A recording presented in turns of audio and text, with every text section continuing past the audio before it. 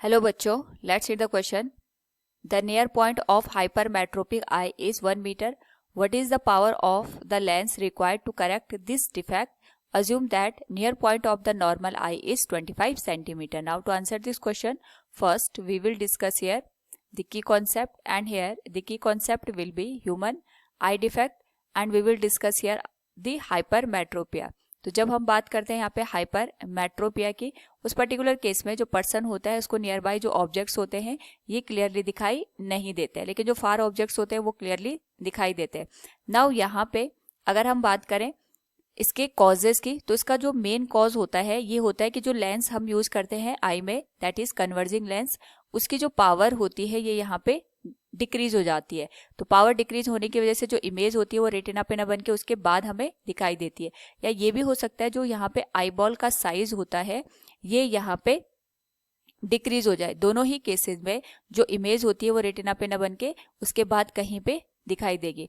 तो इस particular case में हम ऐसा लेंस यूज करेंगे जो कि आई लेंस की कन्वर्जिंग पावर को बढ़ा दे. इसके लिए हम यहाँ पे कॉन्वेक्स लेंस का यूज करते हैं. तो यहाँ पे अगर हम इसका डायग्राम ड्रॉ करें तो ये आ गया कॉन्वेक्स लेंस जो कि हम यहाँ पे आई लेंस से पहले लगाते हैं. ये आगे हमारे पास आई लेंस, ये आगे सिलियरी मसल्स, और ये आगे हमारे पास यहाँ पे रेटिना. तो जो भी ऑब्जेक्ट हम नियर बाय रखते हैं ये पहले कॉन्वेक्स लेंस पे जाएगा, उसके थ्रू रिफ्रैक्ट होगा. अगेन जो हमारे पास आई लेंस होता है इसके थ्रू ये दोबारा से इसे रिफ्रैक्ट करके रेटिना पे जाके फोकस कर देता है. तो जो भी इमेज होती है वो हमारे पास यहाँ पे रेटिना पे फॉर्म हो जाती है. बेसिकली जो लेंस हम यूज करते हैं ये जो हम नियर बाय ऑब्जेक्ट रखते हैं इसकी जो इमेज होती है ये यहाँ किसी और पॉइंट पे बनाने की कोशिश करता है. यानी जो ऑब्जेक्ट हम ओ पे रखते हैं इसकी जो इमेज होगी वो आई पे यहाँ पे फॉर्म होगी.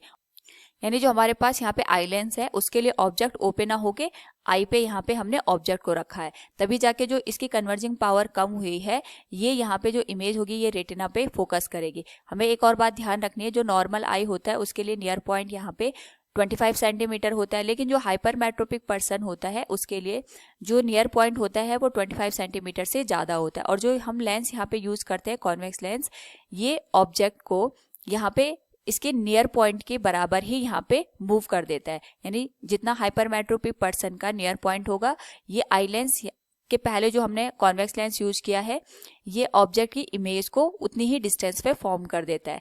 नाउ यहाँ पे अकॉर्डिंग टू द क्वेश्चन हमसे पूछा गया near point of hypermetropic eye is 1 metre.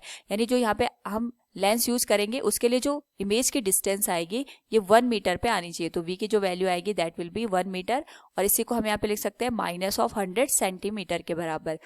Now जो ऑब्जेक्ट हमने यहाँ पे रखा है कॉन्वेक्स लेंस वो 25 सेंटीमीटर पे रखा है, और इसके करस्पॉन्डिंग हमें यहाँ पे पावर की वैल्यू निकालनी है, जिसके लिए हमें पहले फोकल लेंथ निकालनी होगी. हम यहाँ पे लेंस फॉर्मूला का यूज करेंगे, that will be 1/f equals 1/v minus 1/u. ये आ जाएगा 1/f इक्वल्स v की वैल्यू आएगी -100 माइनस u की वैल्यू आएगी -25. नाउ अगर हम इसको सॉल्व करें it will become 1/f equals -1/100, minus minus का प्लस हो जाएगा, दिस विल बी 1/25. तो यहाँ से एलसीएम आ जाएगा हमारे पास 100 के बराबर, और ये आ जाएगा -1 + 4 दैट इज 3/100 सेंटीमीटर के बराबर. तो अगर हमारे पास जो ये वैल्यू निकल के आएगी दिस विल बी 100/3 सेंटीमीटर के बराबर, और मीटर में यही वैल्यू हमारे पास हो जाएगी 100/3 divided by 100 that is 1/3 metre के बराबर. This will be the focal length. Now जो पावर होती है ये फोकल लेंथ के रेसिप्रोकल होती है, तो हम इसको लिख लेंगे 1/f. तो जो हमारे पास वैल्यू निकल के आएगी it will be 1 divided by 1/3 that is +3 dioptre के बराबर. इस पावर का अगर हम यहाँ पे लेंस यूज करेंगे तो जो ऑब्जेक्ट है हमें वो क्लियरली दिखाई देगा. So we can say here from the given question power of the lens required to correct this defect, it will be +3 diopter. Hope all you understood it. Thank you and best of luck.